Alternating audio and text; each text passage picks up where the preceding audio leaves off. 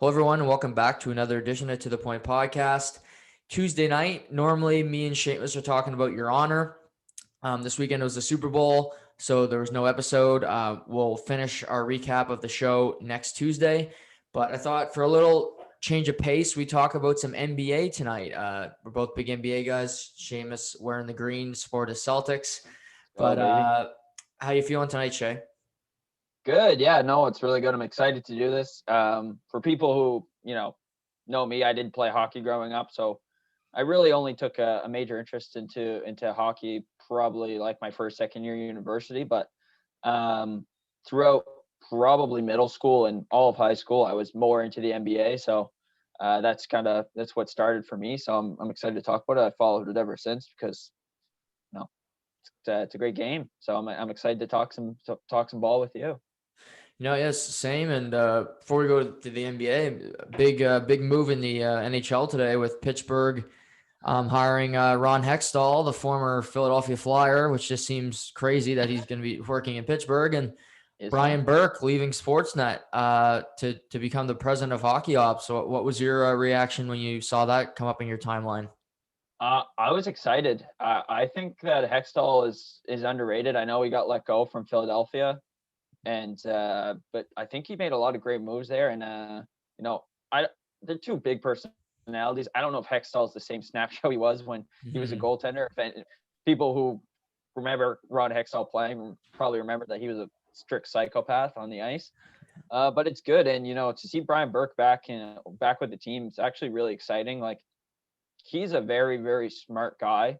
He's a great hockey mind, and you obviously know that. But for people who don't know, I mean, he's been behind a lot of like big teams, Mhm. and he's just exciting to have him back. I know when he went to the league, and then obviously he went from the league to Sportsnet. That was nice to see him every night talk hockey, basically, because he's so knowledgeable. But yeah, no, I'm excited for him to be back with the team, and I think he's gonna, not that I didn't think Rutherford could do it, but I think he'll. I think these two will both be able to get this team back into shape to win cups. I think. Yeah, Hextall I thought was fired prematurely in Philly. A lot of the greatness that the team has now is because of him. Carter Hart waiting to play I thought was a really smart decision. He drafted Couturier. He's got Konechny. He drafted Provorov. I mean, he's built the foundation there. And Brian Burke, I just finished his book, and for anybody who hasn't read it, it's probably the best book I've read in a long, long time. And I didn't think he'd ever go back because he says in the book, I'm done. When I make a commitment, I'm done. But there's also a little point in the book where he says, I missed out on Crosby in '05, and that bothered me. He got Bobby Ryan, and he even said today, I missed out on Crosby in '05. I got him now. So I'm intrigued. I'll miss him on Sportsnet because Sportsnet's coverage is going to suffer now. They've already lost a lot of good personalities, and now with Exactly. him gone, I don't know what the hell they're going to do. Yeah, I 100% agree. That's so cool that he said that in his book, that he wish he got that opportunity to work with them, and now he is. I think it's going to be great chemistry, and I just think, I don't know. There's just so much hope. I'm not a Pittsburgh fan, but I could just see great things coming in the years to come, because I think these two are definitely going to turn the team around. Yeah, no, I'm happy for both of them, both good hockey men, and to get a look here. Pivoting to the NBA, it's been an interesting start. Some COVID stuff has kind of delayed it a little bit. Some disappointing teams. The Lakers are still cruising.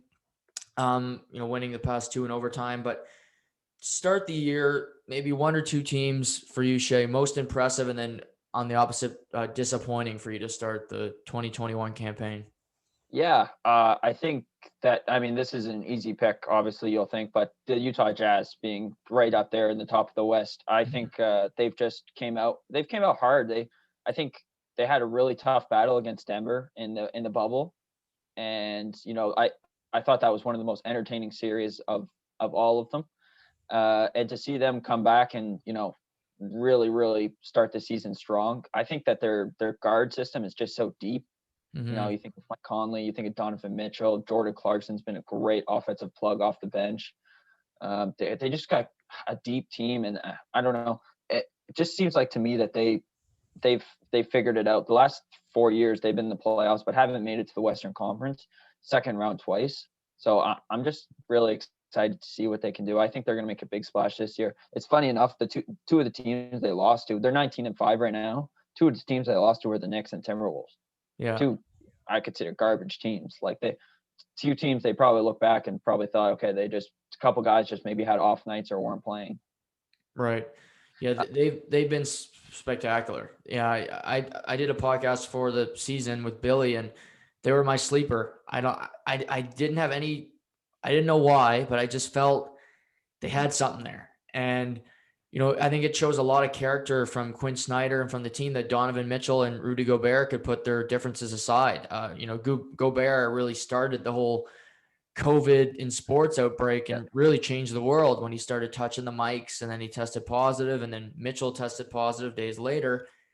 Well, they're playing well together. Gobert, Mitchell, he's been hurt lately, but when he's playing, he's tearing up the league. Like he's playing great, and I agree. And having a guy like Joe Ingles off the bench, that's such a luxury. The guy's a sniper, and they're just deep top to bottom.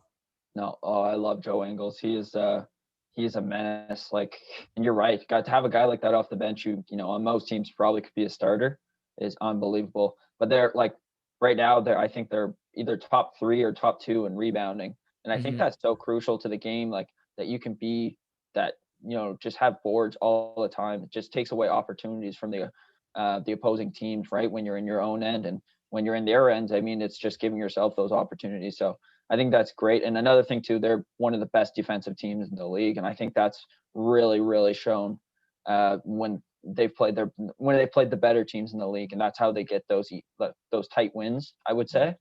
So it's just intriguing. So, question before we pivot from that, what do you think of this? I don't know if you touched on it maybe on one of your other pods. What do you think of the whole Shaquille O'Neal calling out Donovan Mitchell in a live interview? Yeah, I didn't mind it. Oh, really? Yeah, I didn't mind it because I knew where Shaq was coming from. I think Shaq kind of sees Donovan as a potential superstar, and I think he's been, a good to great player, but I don't think he's been a superstar yet. And I think he's just trying to pull that out of him a little bit. And Shaq's a different cat when he's on these shows. He's not your stereotypical analyst, and I think him and Chuck can kind of get away with being themselves. And I think Donovan respected Shaq in that because he's, it's Shaq. It's not, it's not a Jimmer Fredette, calling you out. It's somebody who's got some hardware and knows what it takes to win. Yeah, no, I agree. In a sense, I was a little disappointed in it. I thought it was kind of a weak move a little bit by the fact that Shaq was maybe just kind of flexing his own muscles.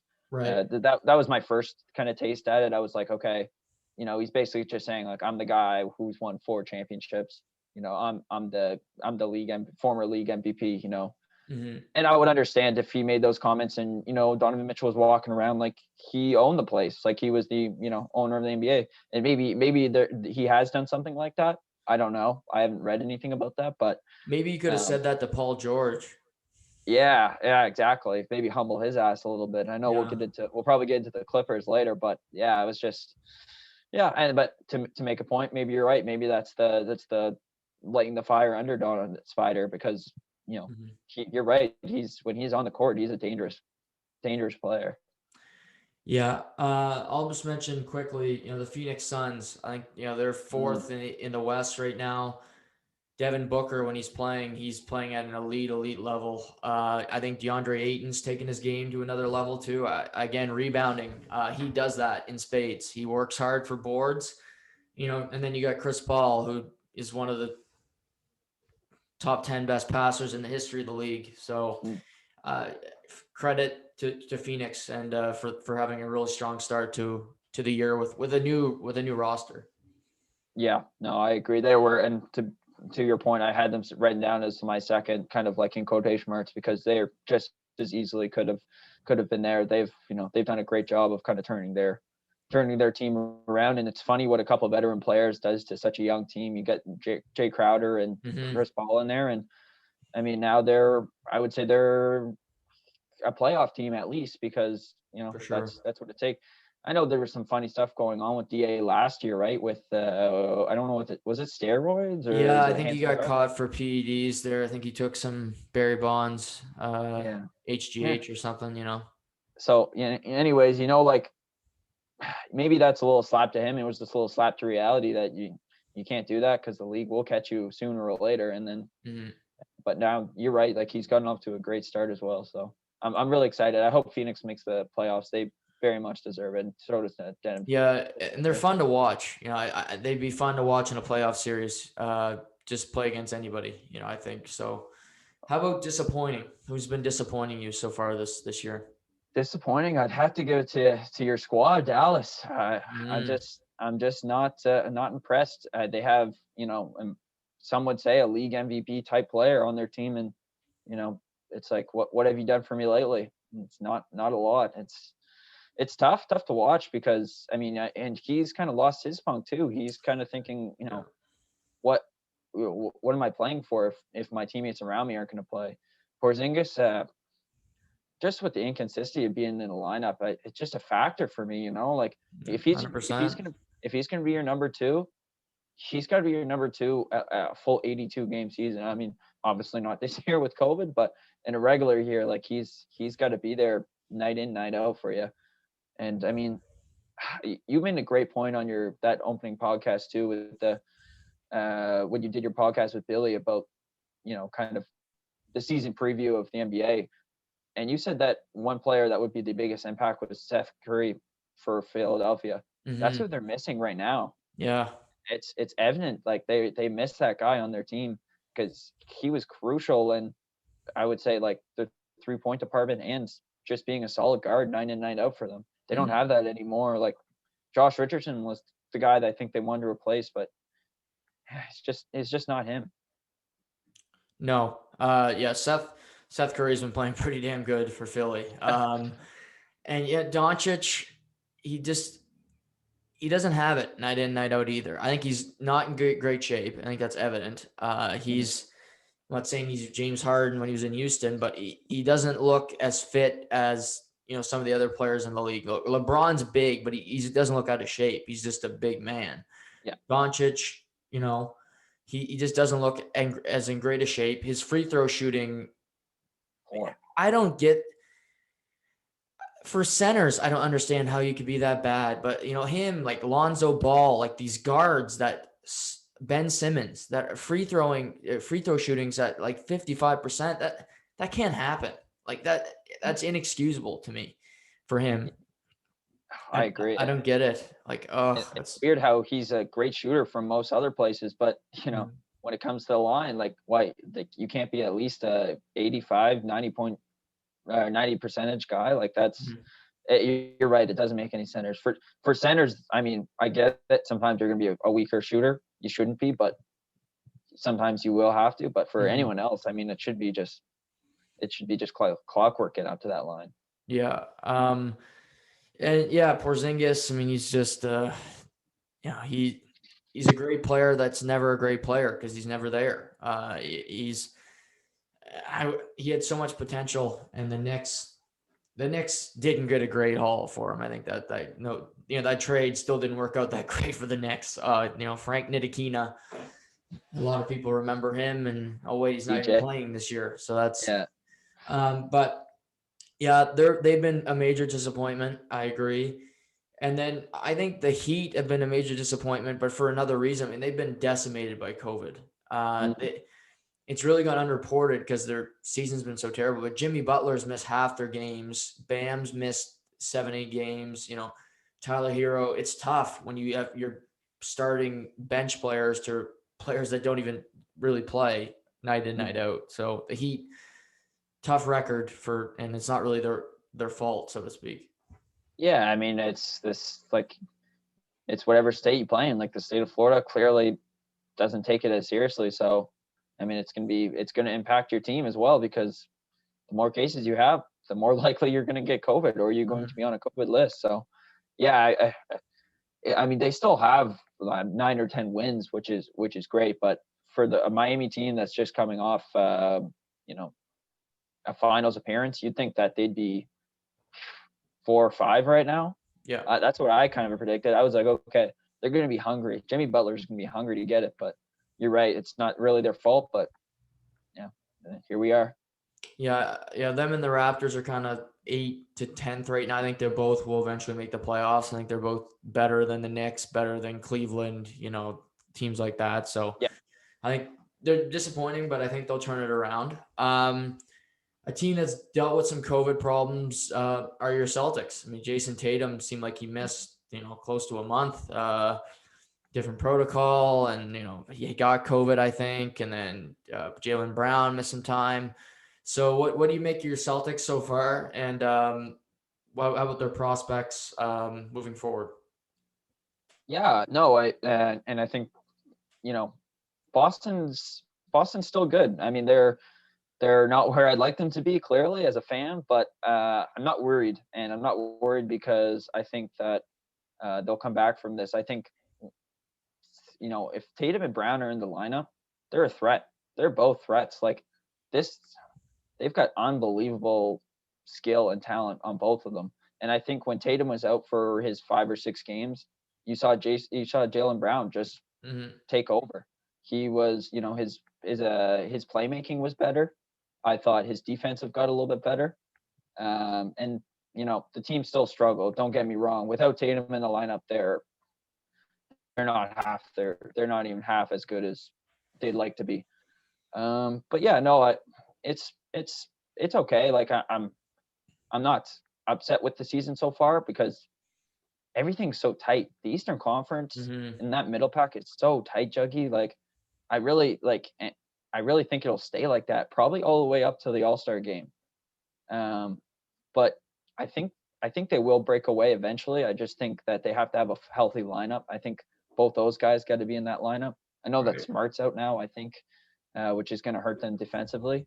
But yeah, I'm not too worried. But one guy I want to bring up, and I have to bring up, is Peyton Pritchard.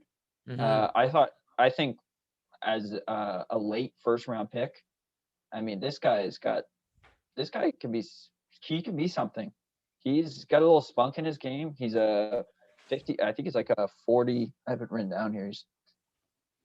He's a 44% from beyond the arc, which I think is impressive for a first year player. And he gets reps and he plays late games. He had a game winning shot. Yeah, put back. Probably 2. Yeah. And like that's huge for him because that's a confidence booster moving forward to have those kinds of plays. And I think he'll get better and better. I'm excited to see what he's about. I like Carson Edwards as well.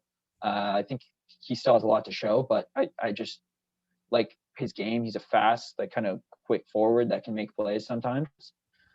But yeah, no, for the most part, like it's been a down year, obviously, coming off such a fantastic year before and a great playoff run, but we'll see. What are your take? I like to hear some criticism because I know you're going to give me some. No, I like their team. I think they can be a real threat if they address their center position. The guy I really think that would help this team is Andre Drummond. He's not gonna shoot from outside the arc. But he's gonna get more rebounds than any other guy in the NBA. I mean, he's a rebounding machine. He's a putback machine. Tice is fine and he can shoot the 3, but he's not a great rebounder. Thompson's been good for them, but I think if you can see Tatum, I think he's a really good player. If he can take his game to another level, if he can be, 30 plus points a game, average, say 8 rebounds, 6 assists, I think he's got that in his game. And if you can do that, Jaylen Brown staying consistent with where he's at, they got some pieces here. Smart, again, he's not my favorite player, but he's effective. He's effective at his role. So I like most of their team. Yeah, for many people who don't watch the NBA, Marcus Smart is kind of a little bit of the equivalent of a Matthew Tkachuk. He's going to get under your skin. He's not a guy you like. He's not as good skill-wise. I would say he's good, but he will get under your skin. And that's, yeah, anyone who's a Boston Celtics fan loves Marcus Smart because Mhm. he's just what's that word? The He's just an tool with all the things agitator. on. Yeah, no, but the tool with everything on it. What's that called?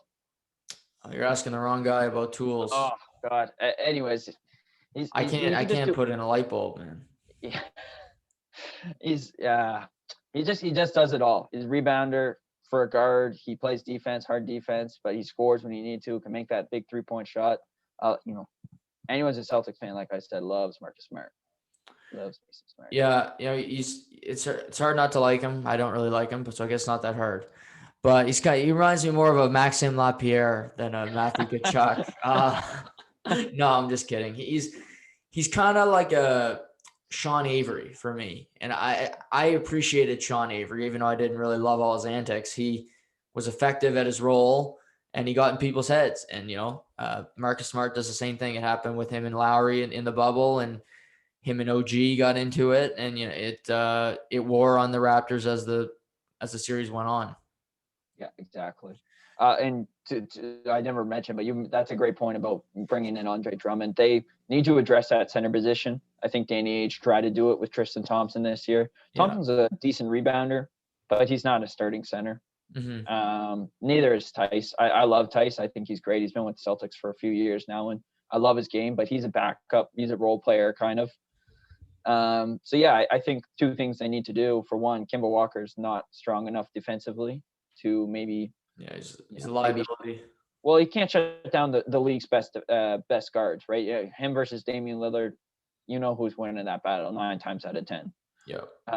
And yeah, to address the center position and get someone who's consistently rebounding in there and playing good defense, because I mean that's obviously a huge part of the game for them.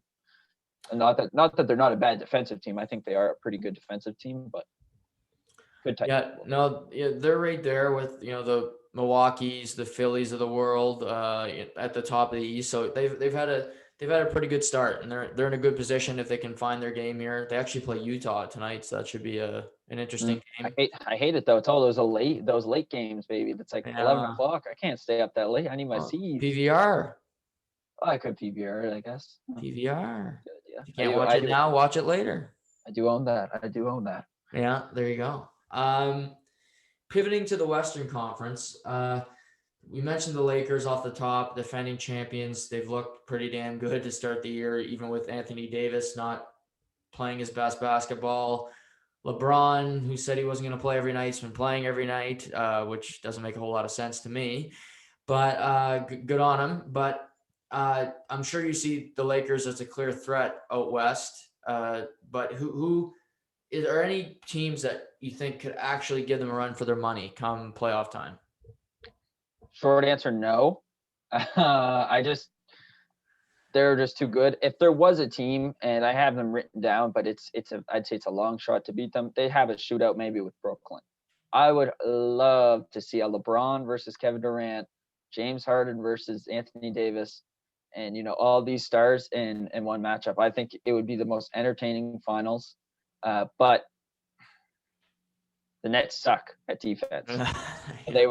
They get steamrolled defensively, but I'm thinking maybe if they could put up enough points, then maybe they'd be right there. But it's tough. But I don't know. For me, I just don't. I can't see a team beating LA right now. They look better than they did last year, and it's like you said, AD is not even at the top of his game, and when LeBron's in the playoffs, he just has to turn it on, and it's like they're done. Yeah, I agree for the most part, but I do think one variable is a team that can rebound. And okay, I'm going to go slightly with Utah because they rebound so well. And, Marc Gasol, I love old Mark, but he's old Mark right now. He can't do anything. I mean, he's a mess. And, they got him playing center. And behind him, they really don't have that depth that they had. They had JaVale McGee. They had Dwight Howard. Both those guys could rebound. You knew what they were going to give you. They weren't great scorers, but they'd give you hustle. They'd give you rebounding, toughness. I think the Lakers are another team that would love Andre Drummond. I mean, if they get Andre Drummond, they should just cancel the league. I mean, come on. I mean, but it's just an automatic forfeit. yeah, Everyone's just just like, forfeit. oh, Just everybody out not west just packs it in. But yeah. I think with the teams like you got Gobert there, I don't see enough from the Clippers when it comes to the center position to out rebound Mhm. and outscore the Lakers. But Utah would be interesting to me. Maybe Denver. Again, they played last year. Jokic, Paul Millsap, even Jamal Murray's not a bad rebounder for a guard. But yeah, I mean, I would love to see a Brooklyn Lakers a final. I mean, that would be great theater. It would be. Probably would. It probably would be the most high quality finals we'd ever see. But just the fact that you get to see Kevin Durant and LeBron James play again in the finals, I think would just be so entertaining. And I mean, whoever does end up facing LA or, God forbid, Utah in the finals, I think it'll be a grind to get there, because I think it's just going to be so difficult coming out of that Western Conference with, all your players safe and healthy, but then at the same time playing at the top of your game, because it's going to be a mental warfare, I think. Yeah, I mean, I think in the States, the way it's going with COVID and with vaccines, I think there's going to be fans at these games come playoff time. So, I just think they're pumping out vaccines quick. It's not like Trudeau up here where we're going to get them in like 2027 or whatever happens. But so it feels like, yeah. yeah, like, I mean, this past weekend at the golf event, I get it's outside, but they had fans at the Waste Management Open. We saw, they said 25,000. I think that was way more than 25,000 at the Super Bowl. I think that was about 40, and then That looked like 30,000 cutouts. a full stadium. I couldn't believe it. I was like, oh, like they'll have a certain capacity, and then I totally forgot what state it was in, and Yeah. no, Yeah, not a chance. exactly. Imagine it's the Heat in the final. Imagine they get back. They'll have some fans. Yeah. Oh, yeah. Yeah, If they get there, I mean, yeah, I they mean, will. it's a long shot, but again, like if you get Champa Bay, it's a lot of good stuff happening in the state of Florida right now. COVID, A lot. champions. So, but yeah, I mean, what do you make of LeBron playing every game? Is he being a hero here a little bit? The way I see it, he knows maybe he doesn't trust his team to pull it out every night. Even I think he didn't play that third overtime in not their last overtime game, but the one before. The He's just like, Pistons, yeah. yeah, he's like, I'm 36. Like, I'm not doing that. I'm too tired. But if you're too tired to play that game, you shouldn't be playing every game in general. Mm-hmm. You got some of these weaker teams on your schedule. Like, you should have enough faith in, Kyle Kuzma, uh, Caruso, all these guys to pull out a win if they're as good as you think they are. Yeah. But yeah, I don't know. That whole thing, you're right. That whole thing about him saying he won't play every game and then doing the exact opposite didn't make much sense to me either. What are your thoughts? Yeah, he's 36 years old. You've played so much basketball in your career. Why are you playing against the Pistons after a 7-game road trip? Like, if you can't beat the Pistons, then fold. I mean, come on. But yeah, he's playing big minutes in those games, and I think part of it for LeBron is he's got to get these accolades, games played, points. He doesn't say it, but it's so important to him. To get more points than Kareem, to get more assists, than John Stockton, to do what Michael couldn't do, and I think he's more focused on that than say a Tom Brady ever was. Brady didn't care about the personal accolades. I think LeBron cares a lot more than he cares to give off.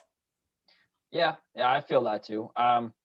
And you know what? He enjoys the game so much that I wouldn't be surprised if he's just like, okay, I'm going to play because I really do want to play. Yeah. But I agree with you 100% about wanting to catch those players, because I mean, it just means, you're right. It just means so much to him to be up there. When it's all said and done, he wants to be in the top 3 in probably every statistical category of the game. So right, it makes sense. It makes sense why he's playing even the silliest of games, like against the Detroit Pistons, who are at your rec league team, probably at your local high school. Yeah. Yeah, I mean, Jeremy Grant was a role player, and now he's averaging 30 a game in Detroit. So, I mean, Oh, that's good on him, but your team sucks. exactly. Blake Griffin just taking up that salary cap, just eating it away. But, I know you mentioned the All-Star game earlier, and I know you're a big All-Star game fan. You're a big shootout fan. Love it, baby. Thoughts on the All-Star game this year? Just with COVID, with everything, your take on the having an All-Star game this year?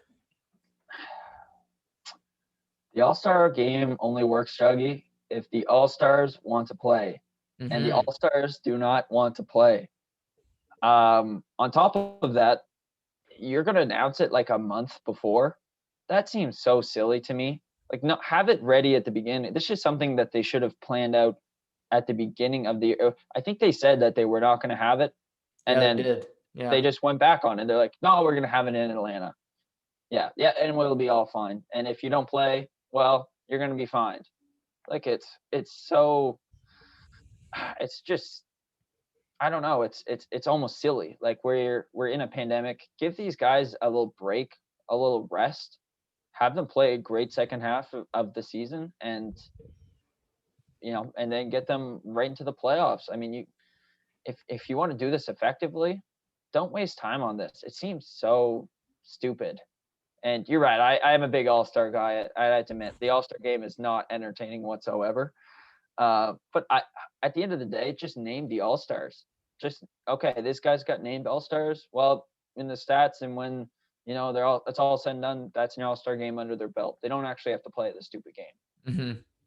What are your thoughts? Yeah. I hate All-Star games when there's no COVID and there's, little kids running around and little Peter, Paul, and Jacob are with their dad and they're watching, Steph Curry in the 3-point contest. I hate it all. But yeah, this year, when you say no All-Star game, which makes perfect sense, that's logical. Of course, you can barely play. You can barely play basketball normally because you got COVID everywhere. So they're going through and they're all of a sudden, yeah, let's just play an All-Star game in Atlanta. Okay. Couldn't have played that in like Cincinnati. It had to have been in Atlanta, like another city that players like, where if you're telling me players aren't going to go out after this game, I think you're full of you-know-what. Another thing, the only players going to the All-Star game are All-Stars. So what if, say, LeBron James tests positive? Well, guess what? Everybody who's in close contact with LeBron also has to quarantine. Yeah. So when you come back, say LeBron, AD, and Damian Lillard and Joel Imbiid all can't play. Well, when you get the national TV game on TNT, who the hell is going to watch these guys out the Court Moss start for the 76ers? They don't care, And No, you're right. it's it's unnecessary for me. It's a risk. It's a risk. It's an unnecessary risk that you don't have to take. And I just don't think enough people enjoy the All-Star game to have one during a COVID year. Yeah. And I could battle that in the sense that people are going to be home anyways. So maybe this is the year to have an All-Star game, because you might get those views you might not else get if it was a normal year. But yeah, it just seems so ridiculous. I didn't check, but is there events like, how you have the 3-point shot, the dunk contest? It's all one night. So it's going to be like an 8-hour event or something like. So they'll And start the dunk like, contest and the game the same night, 3-point shooting, all that crap. oh god, yeah, that's. And When and another thing, the people who compete in the dunk contest aren't normally all-stars. Like Zach LaVine is never in the All-Star game, but he's won the dunk contest twice. Mm-hmm. So you're gonna have to fly more people in to jump over cars or wear a bow tie and dunk. Like it's just funny comment though. I saw this when reading up online. They were like, yeah, they're like, I know we need those 5. Some players like, oh, we'd rather have those 5 days off to spend time with our families. I saw James Harden's name under that. I thought, you need 5 days to hit the strip clubs, my guy. yeah. not a chance in hell you're going to spend time with your family on your days off. No, he's Uh, not. No, he's going. He's going somewhere, and it isn't his home. But yeah, when LeBron comes out and says it's stupid, I think the NBA should probably listen. I think do it for speaks everything else. volumes that De'Aaron Fox, who's never been an All-Star, says, "Yeah, it's stupid. I don't want to go." And Yeah, he's probably going to exactly. be an All-Star this year. But if you haven't been, it's normally like, the All-Star game. People that love it say, "Well, all the first timers they get to go to the All-Star game," and I'm like, "Well, this guy doesn't even want to go. It's my Yeah, right. guy, De'Aaron. Exactly. I love Yeah. him." For like if you're a first time player and you're like, yeah, I could care less to go. I'd rather just not I'm not risk getting COVID and losing my taste buds. Yeah. Please keep me away from this. That's a good indication it probably shouldn't be a thing in the first place. Yeah, and I think any player that sits out of it should not be fined. That's No, ridiculous to me that they're fined. yeah, like you're gonna find somebody for being concerned about their health. Like Right. that's then inexcusable in a sense. Like what's the logic behind that? Yeah, they're playing every game. They're just not playing this fake game. They'd rather play the real ones. Like Exactly. anyway, we'll move on from this, but it's just It's wealth over health, buddy. Wealth over health. yeah, I mean it's ESPN and TNT clearly winning out here because they want the event and they want the money but I'll be interested to see the coverage on these networks and how they handle that because will Disney shove their take up Stephen A. Smith's ass and will he have to say something he doesn't really believe in? But I love that because that happens at Sportsnet all the time. But we'll move on. MVP discussion. We're about 20-ish games in. A lot of teams are over the 20 game mark. So, over a quarter of the way in with the 72 game season. Who are your top three in MVP right now? And it can be in your order, no particular order, but who's the top three in your MVP voting? I'll go in order. I'll start at my number 3. It's Durant, and I think Kevin is having a great year back. But he's an MVP because it's such a good story. You know what I mean? Like the league will see that as, oh, like, good for you. You took a year off. You got your leg healthy, and now you're back to playing the exact same as you were before. Right. And there's no doubt. But and I think you said this before. He's the greatest. He's probably the greatest offensive player in the game right now by bar none because You can't guard him. you can't stop a 7 foot 3 foot 3 shooter because it's impossible. There's just no way. So yeah, he's my number 3, and I wouldn't be surprised if he gets it, but I think that the other 2 candidates are just as deserving, and I've got Nikola Jokic up there. And this is a weird one because he doesn't really get that recognition, but he's leading. If he's not leading, he's up there in assists as a centerman.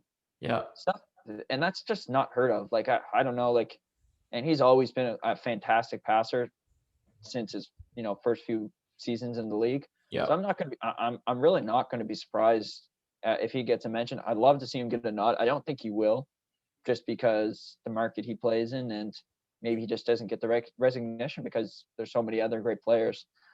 And number 1, I got Joel Imbiid, a guy that's, let's just be honest, he's just taking his game to another level. Yep. He's been the most dominant center.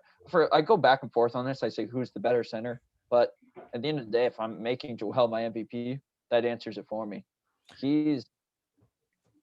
Go ahead. You look like you're gonna say something.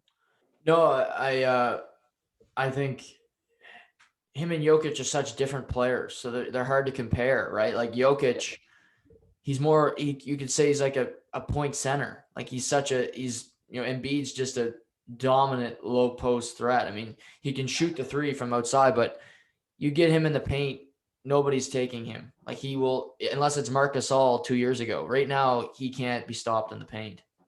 Yeah, I watched a game against Portland the other night, and he had like 25 plus points in the first half, and he was just grinding down below, like fadeaway jump shots. Like it's impressive to see a guy that big be that great with his feet and still have some unbelievable hands to go along with it. It is really impressive, and he shoots like almost I take 35-40% from three, Yeah. which makes him even more of a threat. I mean, when you got a guy shooting that well from behind the arc, clearly, he's shooting better than Ben Simmons, for God's sakes. Like, Yeah. what is going on with that goddamn team? And Phil, we haven't really talked about a whole lot, but they're the best team in the East right now, and they've shown Yeah. it. Yeah, they're And good. He's a big reason why. Yeah, he's my number one too. He's just that game he played against the Lakers. I think he single-handedly won them that game. Yeah. He they couldn't put a guy on him to stop him. And he scored every down the stretch. They gave him the ball. It didn't matter. He said, "Give me the ball." And that's when I first saw him really be an alpha, where he said he demanded the ball. He said, "Ben, I don't care. You're not driving. Give me the freaking ball. I don't care if Gasol's on me. They put Morris on me. They can put LeBron on me. I'll drop it on his ass right now. I'm feeling it." And 30, 10 plus rebounds. I mean, that's you're going to win MVP with those type numbers. And his blocks have Those been are Shaq good. numbers. What's that? I was just gonna say those are like, you Yeah. think of those numbers Mhm. and you think of Yeah. Shaq like that, and that's You're exactly you're dead on the money. I mean, that's exactly it. And right behind him for me, I got LeBron. I think the NBA screwed up. I think he should have won the award last year. And I think, the Greek Freak was great, but I think LeBron had a pretty special season last year. And I don't know if they don't like giving it to the quote unquote best player. And it's weird because you got like the NHL, who loves to give it to the best player. I think the Conn Smythe Trophy, it rarely ever goes to the player that maybe deserves it more. But yeah, I think LeBron wants it this year. Again, we talked about him playing every game, yeah, scoring. He that, wants that award, yeah, and he that's a took it personally. yeah, exactly that. No, same. Like he just took it. Like I think he was a little pissed off by that, which fueled his run in the playoffs. But Yeah. you're right. Like he's probably looking at like, like damn, like really, like I probably poured my heart and soul out last year and I still didn't get it. Well, I'm gonna try to have a even better year. His statistically, he's not. I don't think he is having the same year, but he's still playing on another level. And at 36, that's got to be recognized anywhere. Yeah, and for me, I don't know if he's number 3 right now, but he's still the guy I picked before the year, so I'm gonna put him there. I'm gonna say Durant too. He's just an unstoppable force. I mean, at 7 feet tall, his 3-point shooting is unbelievable. I mean, that shot that he can get off in half a second is just, I don't know how you deal with it. I mean, if he played against the Raptors, the Golden State Warriors would have won the title. I mean, he didn't, but if they were healthy the whole time, the Raptors would not have a title. Sorry, Yeah, Toronto, but that's just a fact for me. I don't Toronto. think it wouldn't have been close. You just pissed off a lot of Toronto fans, but I 100% agree with you. There's no way that I kind they of win made that. a career about doing that so far on this podcast, though. So I got to stay consistent. Fair enough. Fair enough. Yeah, Uh, but yeah, who do you? I love his game. This is an interesting one. I know we don't have it written down, but just off the top of your head, who do you got for a guy that's maybe most improved since last year, or on that pace? I'll probably say De'Aaron Fox. He's Sacramento is actually looking like a decent team, and he's a big Yeah, reason for that. 500 team. Yeah, Yeah, they've been in the net for a long time. He's a electric player to watch. He played that game against the Raptors a few weeks ago. He was dropping dimes. He played really well. That was a back and forth affair. I would say maybe De'Aaron Fox. Also, uh, maybe a Seth Curry. He's Mhm. he probably wouldn't win the award, but I think he's a guy. And we mentioned the bench, Jordan Clarkson, maybe for Utah. A He's couple having of a guys bounce that come to back mind. here. Yeah, I agree. Um, Interesting about Philadelphia, since we're just on that Seth Curry. When they have all 5 starters in the lineup, I don't think they've lost a game yet this year. No, they So haven't. when they have Curry, Green, Harris, Simmons, and Embiid in the lineup, they just win. And unfortunately, obviously through injuries and COVID, that's not always going to happen. But to me, you're 20 games in. That's just so impressive, and like that's why Philadelphia is just having this unbelievable season so far. Yeah, and to your point, Tobias Harris has played really well this year too. Yeah, He's looked like a different player. He's got more of that dog in him, and He's shooting with confidence, and they look at like a team to watch here in the playoffs because I wouldn't want to play them right now, just the way they're firing on all cylinders. Mhm. A team that could possibly meet them is the Brooklyn Nets, like we mentioned earlier. We get Kevin Durant, your buddy there, Kyrie Irving, James Harden. But their defensive play is horrid. I mean, they're averaging over 140 points a game right now. Since the three of them got together, that is embarrassing. But do you think they have enough talent to figure it out defensively before the playoffs, and potentially Well, get to a finals? defensively, I think not. I don't think I can see them maybe going on a deep run, second, third round, maybe. Mm-hmm. But I think that lack of defense eventually catches up with them. Will they be a playoff team? 1000%. They're just too talented. But they're just not. They just don't have those guys off the bench anymore that are going to be able to shut them down. They've shipped all those bench guys off, and Yeah. now they don't have like DJ's a good centerman, but I think he's like their only centerman now. Yeah. Like now that Jared Allen. Jared Allen's gone, like they really don't have that backup centerman, and without that, like that alone, like that system of not having a big man down the middle, it didn't work for Houston, and I don't think it's going to work for these guys either. Offensively, though, I think there'll be enough in the tank for them to get to a couple rounds for sure. What do you Yeah. think? Yeah. I think losing Jared Allen was huge for them, for me in that trade. I said, I Moving don't mind forward it, but I too. hate losing Jared Allen because he's better than DeAndre Jordan right now, just Yeah, defensively, the way he runs the floor, scoring. I mean, he can actually shoot. Like DeAndre Jordan has never learned how to shoot. So that's another problem he has. Like you said, they don't have a backup center. They play like Jeff Green at the 5, which is a problem. yeah, wait. Um, I think maybe we mentioned him a few times.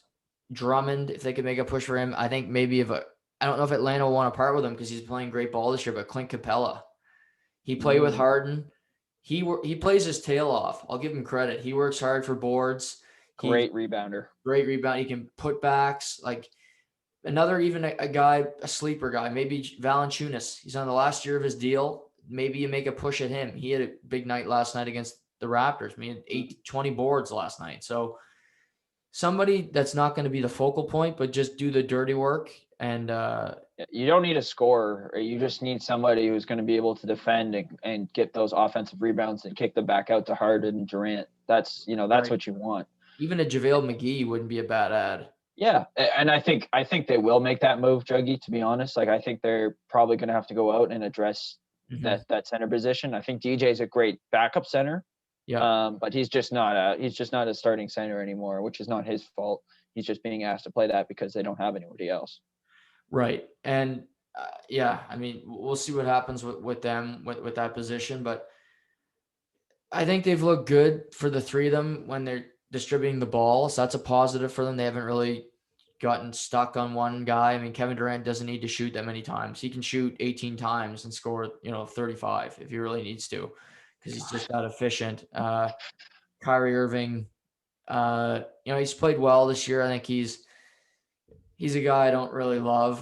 He saw his actions before and just his complaining and his bitching, and he's interesting. But He's an easy guy Harden, to hate. He's an easy guy yes, to hate. Put it that yes, way. yeah. And Harden, I think has transitioned really well so far since he got traded from Houston. Yeah, it's going to be interesting. Maybe they get better defensively as the season gets along. Maybe they just kind of figure things out. Because obviously, like you said, James Harden just kind of slid right in there, and the offense never really went away and only got better. So maybe just the ladder and the defense starts to improve. And that's scary to think that if their defense gets better and their offense stays the same, like they'll be a dominant team What moving scares forward. me is I read a report that they're targeting JJ Redick, and I like JJ Redick, but he can't play defense either. So that doesn't help their team. Like Oh, they have enough scoring. He's can't guard anybody in the NBA. So that would just be a nightmare for me. Yeah, he's just a sharpshooter. So yeah, that makes no sense. The guy they could go out and get, and I think would be better, defending guards would be Avery Bradley. He's always Mhm. been a great perimeter defender and defenseman, and he's been able to lock guys down before. So he's a guy I'd like to get him. See if Miami's not doing that well, though. That all depends. Yeah. Um, so we mentioned some of the big boys, and we mentioned some teams that we're impressed with early in the year. But before we get to the end of the pod here tonight, how about a team that maybe won't make the finals, but you think could make the playoffs and maybe make some noise? You know, they don't got to finish 8th, but they're not a team that's brand name that could make a play in the playoffs and kind of surprise a team if they're not careful. Either conference. I think this will surprise you, but I'm going to say the Raps. I think the Mhm. Raps that they've had a let's just be honest, they've had a pretty horrid start to the Yeah. year, but they've been better. They've been a lot better, and I've been impressed with their last 10 games, maybe 10 or 15 games. They just found a way to kind of get it going. Siakam's just more comfortable. He looks more confident when he's out there. Freddie dropping 50 points is never a bad thing to see because that means he's clearly feeling it. Mm, He would be actually, to be honest, Freddie would be my most improved if we went back to that one. right.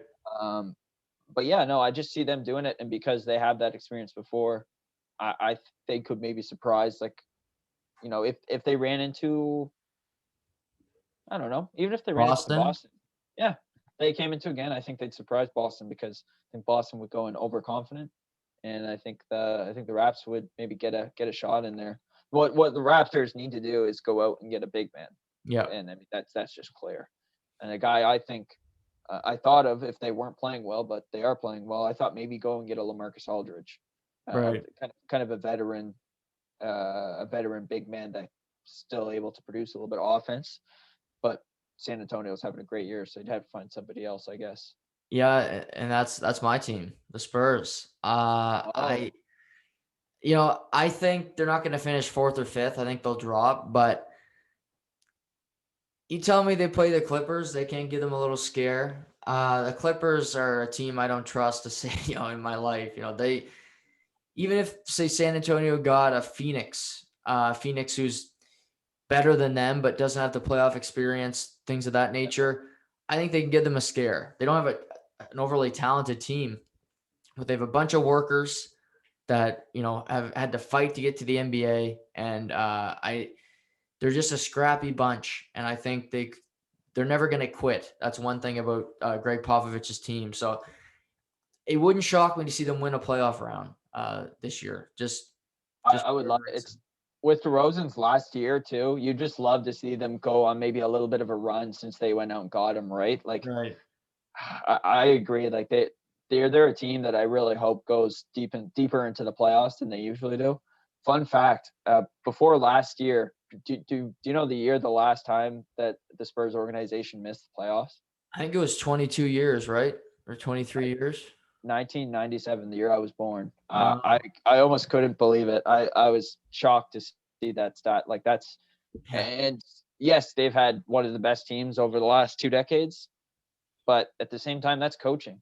That's coaching getting you, Mhm. helping you, and getting you to a playoff spot every year. So good on them. That's so impressive to me that they've been able to do that year in year out. Yeah, no, they're the Detroit Red Wings of that era, except Yeah, they won more titles. I mean, yeah. they with Tim Duncan and Tony and Manu and Greg Popovich built a team there, and you still got some pieces that can play. So I Mhm. never count them out. But yeah, good start to the NBA season. We're still getting through it. The uh, the hyped, and I'm so excited for it. The All Star game is scheduled for March 1st. We got that's one circled on the calendar. I just that weekend, I'm not even gonna do anything. Just gonna sit on the couch and just mentally prep for it for this podcast to talk about it right after. Probably go live. But no, I mean it's been good. How about before we sign off tonight? I'll ask you about your Leafs. What do you make of their play lately, and how they've been playing?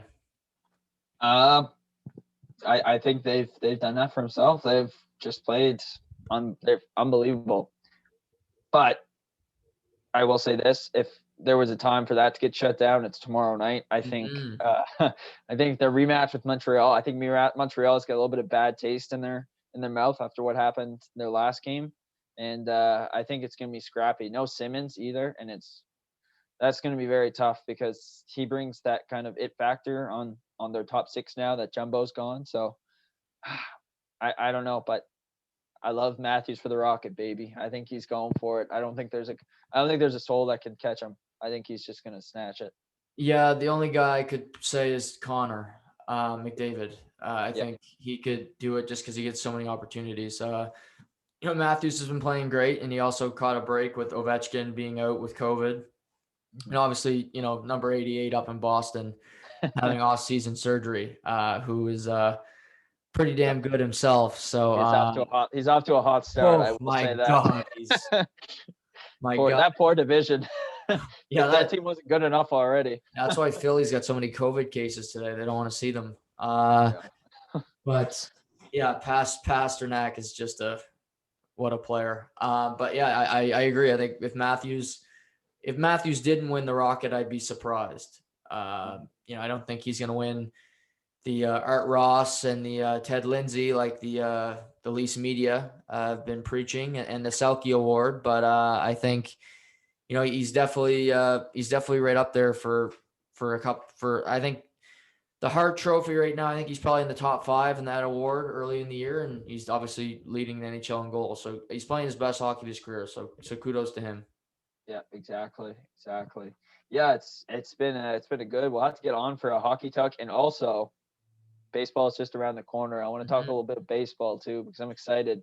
My Dodgers getting Trevor Bauer was woo-woo. Yeah, if you notice the one thing, listeners, about Shamus, he really differs because he starts with the Toronto Maple Hey, Leafs, who are almost as inept as I don't know, the Cincinnati Bengals when it comes to winning.